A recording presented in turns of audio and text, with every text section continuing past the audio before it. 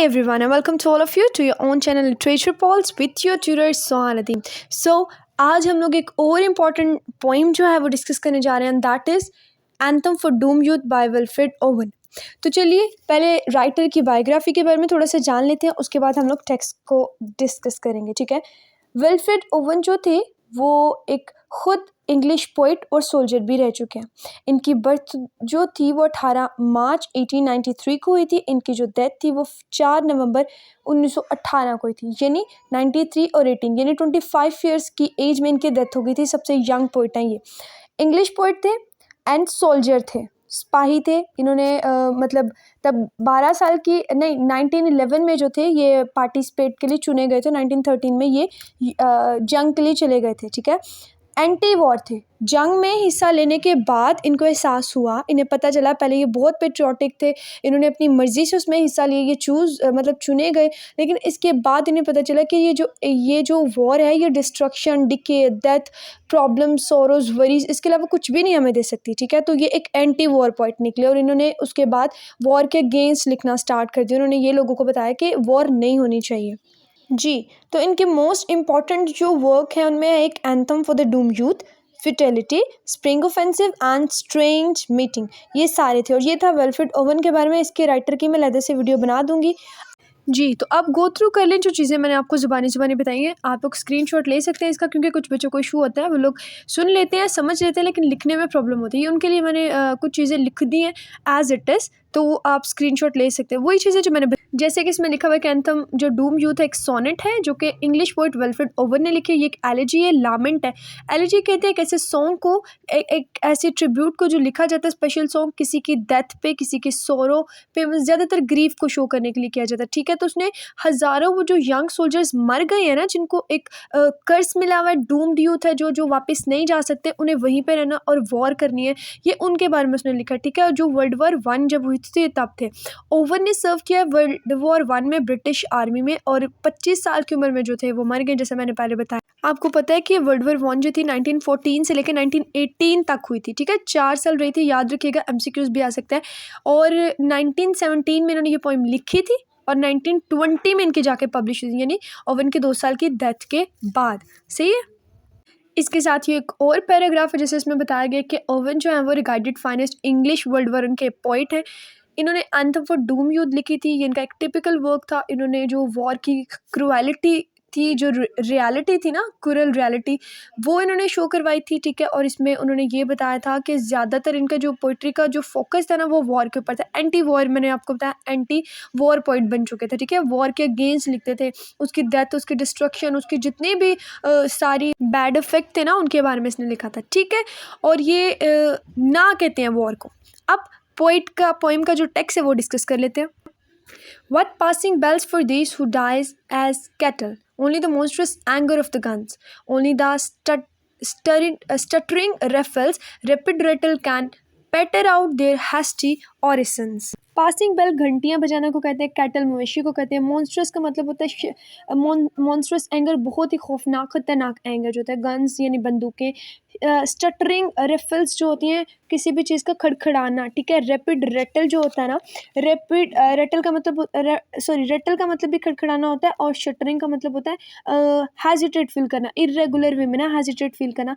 For example जब वो guns चलाते हैं तो आपने देखा होगा कि पूरी बॉडी आपकी एक टाइप की शिवर करती है, कांपती है, बॉडी पूरी हिल जाती है। सही है।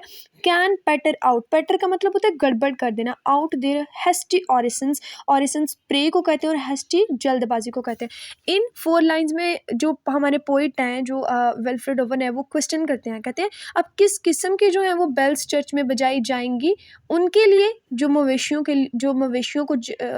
की तरह जिनको मार दिया गया, क्योंकि अब तो वो मर चुके हैं ना, तो उनके माइंड में जब वो मर रहे होंगे तो सिर्फ तो वो गन्स होंगी। जब कभी भी किसी भी मज़हब में या स्पेशली क्रिश्चियनिटी में ऐसा होता है, जब कोई मर जाता है ना तो चर्च में घंटियाँ बजाई जाती हैं। ठीक है, उसकी जो फ्यूनरल है ना उसको अनाउंस किया जाता है कि ये इस बंदे का फ्यूनरल हो रहा है। उसके लिए जो है कोरस जो होते हैं वो स्पेशल एलिजी गाया करते हैं। तो वो ये चीज़ पूछ रहे हैं उनसे कि अब क्या फ़ायदा है इन चीज़ों का, अब क्या फ़ायदा है कि कौन सी पासिंग बेल्स बजाई जाएंगी उन लोगों के लिए जो मवेशियों की तरह मर गई हैं, बल्कि उनको तो वो जो जंग में मारे गए हैं, ठीक है, बल्कि उनको तो सुनाई देती है बस वो चीज़, उन बंदूकों की आवाज़ जो उन पर चलाई जा रही थी और उनसे उनकी जो जान थी वो जाने वाली थी, यानी वो मरने वाले थे, सिर्फ उनको चलती हुई बंदूकों की आवाज़ सुनाई दे रही थी। और वही आवाज़ शायद उनकी दुआएँ थी, ठीक है? लास्ट में हम सबके पास टाइम होता है कि हम लोग कुछ दुआ कर लें अपने खुदा के सामने, रब के सामने, लेकिन उन नौजवानों के पास कोई वक़्त नहीं था, कोई टाइम नहीं था, बल्कि बंदूकें चलती जा रही थीं और उनके पास कोई टाइम नहीं था दुआ करने का, और वो शायद वही जो दुआएँ थी जल्दी-जल्दी में उनकी वही थी जो रेफल्स चल रही थी, ठीक है? The next is no more praise now for them, no prayers nor bells, nor any voice of mourning save the choir. वो कहते हैं कि अब जो सोल्जर्स मर गए हैं, जिनकी डेथ हो चुकी है, तो उनके लिए कोई तंजो मजाक नहीं, मोकरीज का मतलब होता है तंजो मजाक, कोई उनके लिए नहीं होगा, कुछ भी नहीं होगा, ना कोई प्रे होगी, ना कोई बेल होगी, कोई रिचुअल उनके लिए नहीं होगी, nor any voice of mourning save the choirs, उनके लिए कोई भी गीत जो था एलिजी गीत कुछ भी नहीं गाया जाएगा, क्योंकि वो मर चुके हैं और वहाँ पे जंग में कोई भी नहीं है जो उनके लिए सारे रिचुअल परफॉर्म करे, ठीक है, सिवाय क्वायर के। क्वायर एक ग्रुप होता है जो चर्च में गाते हैं, स्पेशल लोग, किसी की डेथ हो जाती है, किसी की वेडिंग होती है कहीं भी, तो एक क्वायर एक ग्रुप होता है पीपल का, वो गाते हैं, ठीक है। तो कहते हैं वहाँ पे कोई भी नहीं होगी, उनके लिए कोई प्रे करने का फ़ायदा नहीं हो, ना उनके लिए होगी कोई रिचुअल नहीं होगी। The shrill demented choir of wailing shells, अगर कोई वहाँ पे क्वायर होगी तो वो कौन सी होंगी, वो तेज़ धमाके वाले, चीखों पुकार वाले, वेलिंग शेल्स, रुलाने वाले वो शेल्स, आंसू गैस वो शेल्स उनके लिए क्वायर का काम कर रहे होंगे। जब वो मर रहे होंगे और बम ब्लास्ट हो रहे होंगे, बम धमाके हो रहे होंगे, तो उनको ऐसे फील होगा कि जैसे ये कोई हमारी रिचुअल हो रही है और अब हमारे कानों में क्वायर जो है एक एलिजी पड़े हैं, ठीक है। उसने बड़े अच्छे तरीके से उसको कंपेयर किया इस चीज़ के साथ और उसने कहा है कि वेलिंग शेल्स जो एज ए क्वायर उनके लिए काम करेंगे, and bugles calling for them from sad shires, और बुगल्स बजाए जाएंगे, एक तरह का इंस्ट्रूमेंट होता है, बुगल्स बजाए जाएंगे उनके लिए, उनके गाँव से, उनके घरों से, जहाँ से वो नौजवान आए थे वहाँ से उनके लिए बुगल्स बजाए जाएंगे। तो ये इन 4 लाइन्स में वो ये कहने की कोशिश करे। अब नेक्स्ट जो है, अब पोइट कह रहे हैं what candles may be help to speed them all, कहते हैं कि वो कौन सी कैंडल्स उनके लिए जलाई जाएंगी जब भी किसी के लिए, स्पेशली आप लोगों ने देखा होगा काफ़ी ज़्यादा मूवीज़ में या स्पेशली क्रिश्चियनिटी में भी, बहुत सारे और मज़ाब में ऐसा होता है कि किसी अमन शांति के लिए ना कैंडल्स जलाई जाती हैं, लोग अमन और शांति से किसी भी चीज़ पे प्रोटेस्ट करते हैं ना, तो कैंडल्स जला ली जाती हैं किसी भी चीज़ों के लिए, ठीक है। तो वो कहते हैं कि कैंडल्स किस तरह की कैंडल जलाएंगी, और चर्च में भी ऐसा होता है, कोई किसी की डेथ हो जाती है तो कैंडल्स जलाई जाती है। What candles may be help to speed them all, कि उन लोगों के लिए कौन कैंडल जलाएगा, not in the hand of boys but in their eyes, बल्कि वो कहते हैं कि कैंडल्स तो उनके हाथों में नहीं थी, कौन था कि उनके लिए वो कैंडल्स जलाए ताकि उनकी जो जान थी वो तड़प के ना निकले, बल्कि आराम सुकून से जो है वो मर जाए। Not in the hand of boys, और वो जो कैंडल थी वो लड़कों के हाथों में नहीं थी बल्कि इन देयर आइज़, उनकी आंखों में थी। और वो क्या कैंडल थी, क्या उनकी आंखों में क्या था, shall shine the holy glimmers of goodbye, शायद वो एक धमक थी, एक रोशनी थी जिसमें वो हमें गुड बाय कह रही है, वो कह रहे हैं कि बस अब मेरी जान निकलने वाली है, और ये उनकी तरफ से गुड बाय था, ठीक है। बड़े ही अच्छे तरीके से उसने, जो एक आम बंदे की रिचुअल्स होती हैं और एक सोल्जर की रिचुअल्स होती हैं, उसने इन दोनों को कोलैप्स किया और उसने बताया कि क्या डिफरेंस है इन दोनों में, ठीक है। वो एक फ़ौजी की हालत बता रहा है, वो कह रहे हैं कि जो इन लोग मर रहे हैं ना, उनके लिए कोई कैंडल्स जलाने वाला नहीं था, ना कोई प्रे करने वाला, ना कोई रिचुअल्स, बल्कि उनकी आंखों में एक स्पार्क था, ठीक है। और वो स्पार्क कैसा था, गुड बाय करने वाला। जब कोई भी कैंडल जो बुझने वाली होती है ना, तो एक दफ़ा ज़ोर से पहले ज़्यादा जलती है, ग्लो होती है, उसके बाद वो मतलब बुझ जाते हैं। तो वो यही चीज़ कहने की कोशिश करे कि वो जो होली ग्लिमर था ना उनकी आंखों में, मैंने उनकी वो आंखों में देखा, हाथों में नहीं देखा। हमें इंसान के लिए कैंडल्स जलाई जाती है, लेकिन उनकी आंखों में मैंने देखा, जो कि गुड बाय का साइन हमें दे रहे थे।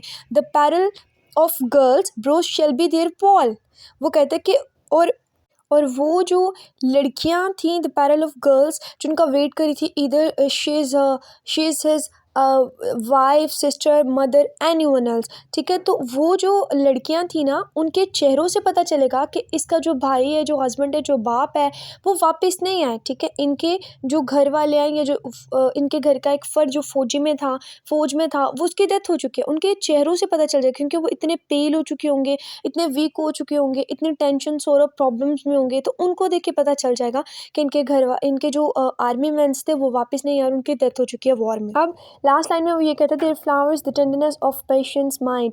और बड़ी खूबसूरत में लास्ट में वो ये कहता है कि जब आखिर में सब कुछ कफन दफन कर दिया जाता है और ऊपर फ्लावर्स फेंके जाते हैं ताकि जो अपनी अपनी तस्कीन के लिए रूह को सुकून मिले या कुछ भी, मतलब फ्लावर्स फेंके जाते हैं ग्रेव के ऊपर, तो वो कहते हैं कि उनके जो फ्लावर्स थे ना, जो सॉफ्टनेस फ्लावर्स के हम लोग डालते हैं, वो पे उन जो सोल्जर्स मर गए ना, उनके दिमाग की वो अमन और शांति होगी और उनके लिए वो फ्लावर्स होंगे। फॉर एग्जांपल जब एक सोल्जर मर जाता है ना, वो सारी जितनी भी रिफल्स चल रही थी, बंदूकें चल रही थी, बॉम्ब ब्लास्ट हो रहे थे, शेलिंग हो रही थी, उन सब से आज़ाद होकर जब वो मर जाएगा ना, तो उसकी जो एक सुकून उसके ज़हन में बनेगा ना, वो उसके लिए वो फ्लावर्स होंगे जो किसी ग्रेव या किसी ग्रेव के ऊपर हम लोग डालते हैं। ठीक है, तो ये चीज़ उसने इस लाइन में और फिर लास्ट में वो कहता है and each slow dusk a drawing down of blinds. और फिर वो कहते हैं और बाकी के जो सोल्जर्स अपने उन्हीं दोस्तों के साथ वहीं पे खिड़की के पास, वो जो उनके लिए एक स्पेशल वो जगह बनाई होती ना, वहीं पे वो खड़े होके अपने मरने का भी वेट करेंगे कि कब अब हमारी जंग दोबारा स्टार्ट होगी और हमें भी इसी तरह मरना है, हम भाग नहीं सकते इस चीज़ से। और वो वहीं पे वेट करे उन लाशों के साथ जो मर चुके हैं, जो सोल्जर्स मर चुके हैं, उनके पास कफन दफन का भी टाइम नहीं होता। ठीक है, कोई उनको पूछता भी नहीं। तो उसने बड़ी ही खूबसूरत तरीके से ये एक वॉर का जो है ये फेस हमें दिखाया था, लोगों को दिखाया था, सबको एक रियलिटी शो कराने की कोशिश की थी कि ये जो सिनेरियो होता है ये बहुत ख़तरनाक होता है, ये अच्छा नहीं होता। ठीक है, इसमें बहुत डिस्ट्रक्शंस होती हैं, बहुत सेपरेशन लोगों को फेस करनी पड़ती है, बहुत प्रॉब्लम फेस करनी पड़ती है। तो ये इसको नो कहना चाहिए ये। तो ये थी आज की पोएम। अब हम जल्दी जल्दी इसके जो थीम्स हैं वो डिस्कस कर लेते हैं। तो इसका सबसे पहले थीम है वॉर। रिलीजन इसमें दिखाया गया, डेथ दिखाई गई है, इसमें डिके एंड डिस्ट्रक्शन दिखाया गया, इसमें ऑथेंटिसिटी दिखाई गई। ऑथेंटिसिटी मीन्स रियलिज्म एलिमेंट डाला गया, क्योंकि विल्फ्रेड ओवन मैंने आपको बताया खुद भी एक जो थे सोल्जर रह चुके हैं और उनकी डेथ भी हो चुकी थी। सही है, तो ये सारे आज के थीम थे। आई होप आप लोगों को वीडियो और पोइम की टेक्स्ट की बिल्कुल समझ आ गई होगी। अगर कोई प्रॉब्लम हुई तो आप कमेंट सेक्शन में पूछ सकते हैं। So thank you so much guys for watching my video. If you want to get more updates, so like, subscribe and share for always getting updated.